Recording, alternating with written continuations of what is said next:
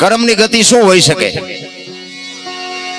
બધા કે હારા કરો તો સારું ફળ મળે ને ખરાબ કરો તો ખરાબ. ગીતાજી કહે છે, ખોટું છે એવી મારી વાત નથી, પણ મને એમ થાય કે હારા ભક્તિ કરી દુખી છે. બોલો, દુનિયાના આખી દુનિયાને ખબર છે ને, ખોટું કરે એવડે સુખી નથી. તો આપણે કર્મ શું સમજવા? અખિલ બ્રહ્માંડ નો માલિક કૃષ્ણ પરમાત્મા બાપુ, એને ખબર ન હોય કે અહીં બેસ તો ભીલ મને બાણ મારશે ને ખબર ન હોય. એવા બાપુ જો સમર્થ પુરુષોને જો કર્મનો હિસાબ દેવો પડ્યો હોય, એનું શું કર્મ હશે? તમે એનું રામ રામ રામ કરી છે બાપુ. સીતાજી રામ ને પરણે આખી જિંદગીમાં હારો દી ન હોય ગયો બાપુ, એનું શું કર્મ હશે?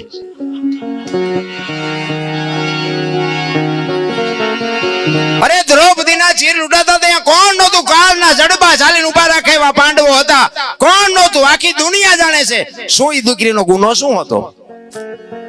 શું એનું કર્મ છે? રામ જેવા રામને જો 14 વર્ષ વનમાં રખડવું પડ્યું હશે તો બાપુ એનું શું કર્મ છે? અરે થઈ થાવીને થાસ્યાઓ ત્રિકાળ જ્ઞાની મહાપુરુષ ગંગાનો પુત્ર ભીષ્મ છેલ્લે બાણની પથારીમાં હોવું પડ્યું, એનું શું કર્મ? હે મોત જો આવે, એમના દૂત આવે અને એને જો પાછા કાઢી અકવાની જેનામાં સમર્થ શક્તિ હોય, એને બાપુ છેલ્લે બાણની પથારીમાં હોવું પડ્યું. તો આપણે કોકના બૂસ માર્યા છોડ છે ઓલો, નહીં હિસાબ દેવો પડે? કર્મે લખ્યા કિરદાર કોઈ દી સઠી ના સુકે નહીં. હુનર કરો હજારી આખરે આડા ફરે ફરે ને ફરે. મેં છે ને મેં કેટલા કર્યા છે મને ખબર, અને આપણી ભોગવવાની તૈયારી છે. કારણ કે કોકને માર્યા હોય તો પછી આપણે માર ખાવો પડે. એમાં પછી રોય ન છોડી દે. આ બધા છૂટવાનું નહીં રોયા હોય. હે આ કંસ કૌરવ ને રાવણ જેવા બાપુ આ દુનિયામાં એવા શક્તિશાળી જેને ઈશ્વરને ધક્કો કરાવે અને એની પાસે બાપુ આજીવન નું જે એમ કહેવાય કે વચન માગી લે. હરણાકશ તમે જો જાણે છે બધા. હમણાં ભાઈએ કીધું એમ આખી દુનિયાને બધું ખબર છે, પણ કરવું કોઈ નથી. મુદ્દો ઈ છે. રામ વનમાં ગયા હતા ને સીતાજી રાવણ લઈ ગયો ને હનુમાનજી અહીંયા ગયા ને રામ અહીંયા ગયા, રામે રાવણ ને માર્યો ને આવતા રહ્યા. બધી વાત તો આની આજ છે ને. શું લેવા વાઘ ઓલવી પડે? જો આપણે ટીપું ન પડે તો કઈક તમારા મારા જીવનમાં કઈક બાપુ ઉતરવું જોવે. એક બેન હતા ને, બેન એક બાજુના ગામમાં એના ઘરવાળાને કે કથા બેઠી છે, હું સાંભળવા જવું. બોલો ભાઈ કે જા ને ભાઈ.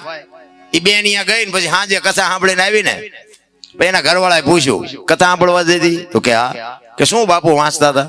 એ કે પણ માણા માણા માણા માણા. એ કે પણ બાપુ શું વાંચતા હતી? તો કે ઈ કે પણ કેટલું બધું રાંધેલું, કેટલા બધા માણા ખાય ને. ઈ કે પણ બાપુ વાંચતા હતા ઈ તો કે પણ કે કેટલા માંડવા ને કેટલા ભૂંગરા. ઈ કે પણ બાપુ શું વાંચતા હતા? ઈ કે એટલા બધા માણા સાંભળાય. નકરી બહાર બહાર જ રખડી માલબા જઈ ની શું કથા સાંભળાય ભલા માણા?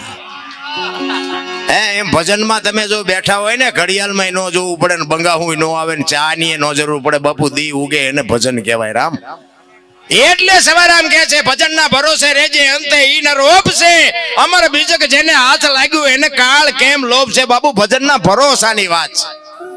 આ સાધુ પાસે વાતો બધાની પાસે હારી પડી છે. એના ખિસ્સામાં શું મુક્તિની પોટલી છે, તમને આપી દે મુક્તિ મળી જાય. ઈ કે ઈ માર્ગે હાલવાની વાત છે.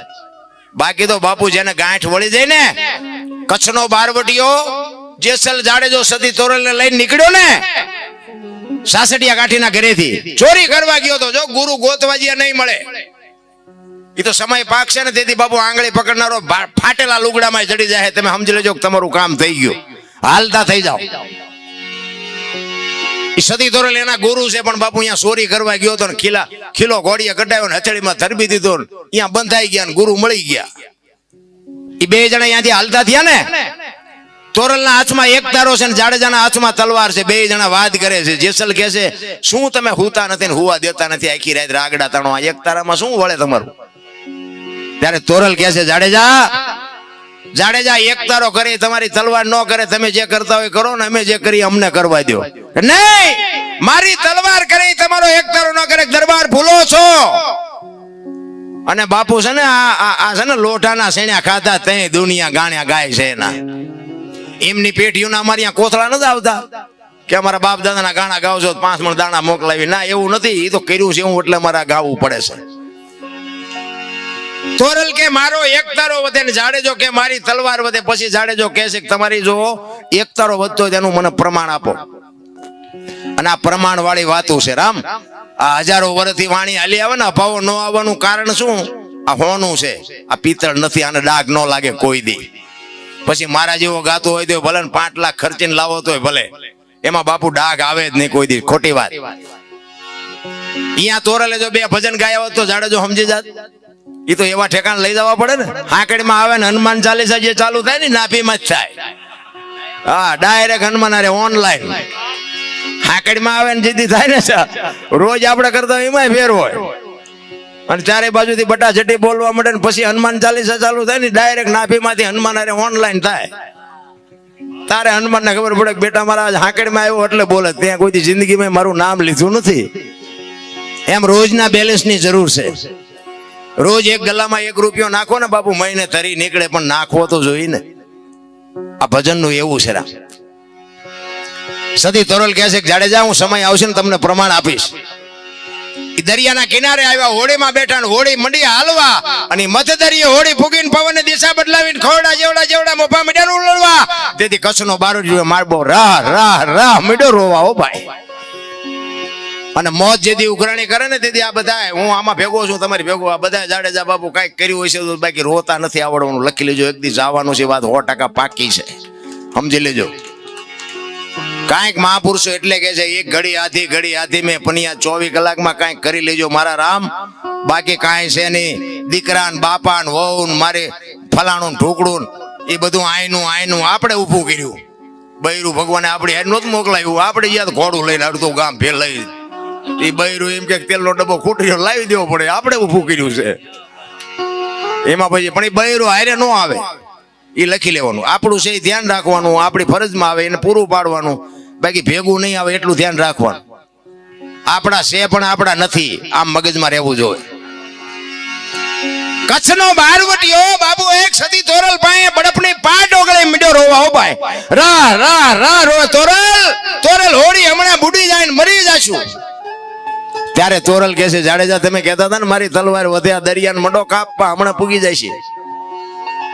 અને ભાઈ જાડેજાને એમ થયું કે ઓહો મોત ઉઘરાણી કરશે આવી મને તો ખબર જ નહોતી. અને બાપુ આપણે કાંઠે જ ઊભા છીએ, એક લખી લેજો. કાલ ચીઠી ફાટી જાય, કોઈને ખબર નથી રહેવાની મારા રામ. કોઈ એમ કહેતો કે હજી મારા એટલું જીવવાનું છે, એ બધાનો તમારો મારો વ્યાયામ છે. બાકી જેટલું કર્યું એટલું જ તમારું. બાકી જય ભગવાન કાંઈ છે નહીં. આ પહેરેલા છે એ કાઢી લેવાના છે. હું તો પ્રોગ્રામ જ અહીંયા કહું કે તમે અમને બોલાવો છો, ગઈ એક બોલી એક એટલે પછી તમે નથી બોલાવવાના. હવે ઇધર પર જાઓ, ગયો બીજાને કહો. અને અમે કરી છે ને અમારા હાટું કરી છે, કોઈને અમારે વેરાગ લગાડવો નથી. આ તો ગંગા હાલી જાય, પીવો ન પીવો તમારી મોજ, પણ પીવા જેવું છે એ વાત પાકી. બાકી અમે તો આખી રાત રાડું પડીને એને કહે મારા બાપ અમે વઢવાણ ગયા હતા, એકાદી રાડે ભરી સાંભળજે, ખાતામાં જ કંઈક જમા કરજે, બસ બીજો કોઈ આપણો હિસાબ નથી રામ. અને હું છે ને મારી મોજ કરું છું. આ બધા બહાર પાડ્યો ને મને આ શોખ જ નહોતો, મને ખબર ન રહે બહાર પાડ્યો. આના ગરાગ જ નથી, આ શું લેવા મારું બજારમાં કાઢ્યું છે. ખરેખર સાંભળે છે બધા, ખૂબ સાંભળે છે. હું બધાને સલામ કરું છું. આખી દુનિયા બાપુ સાંભળે છે. તમે સાચું નહીં માનો, વિદેશથી બાપુ ફોન આવે. મારા ગામમાં મને મારું સારું નથી બોલતા, વિદેશથી બાપુ ફોન આવે.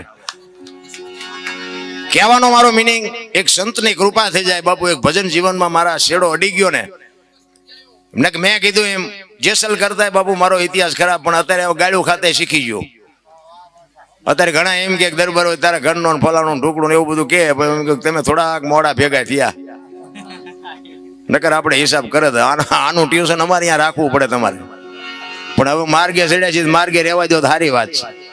એટલે આ દુનિયા છે બાપુ. એ કચ્છનો બારવટીયો સતી તોરલ પાસે બાપુ રોવે છે. તોરલ ને કહે છે તોરલ મોત આવી ઉઘરાણી કરશે, મને ખબર નહોતી, મને બચાવ. ત્યારે તોરલ કહે છે કે મારા નાથ ગભરાવમાં હું તમારી ભેળી છું, હમણાં અલગ ધણી હોડી પુગાડી દેશે, હું કામ ને ગભરાવ છો, મજા કરો.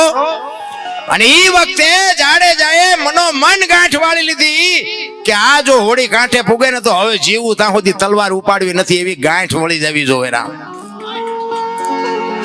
અને એ બાબુ લાકડી પડે એમ તોરલના પગમાં પડ્યો. કાંઠે પૂગ્યા ને લાકડી પડે એમ કે તોરલ મને આ માર્ગ બતાવો. તમે વિચાર કરો કોની પાસે જઈને વાતો કરી.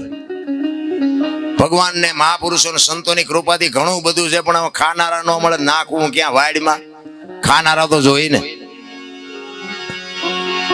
પછી બાપુ જાડેજાને સતી તોરલ કહે, તોરલ જાડેજા, મારા કપડા નદીએ ધોયા હોય તોરલના લુગડા માથે લઈ અને જેથી જાડેજો નદીએ ધોવા ગયો ને તેથી જે જાડેજા માથે વિતાડીને, એ તો બાપુ જાડેજાનો આત્મો જાણે છે રામ.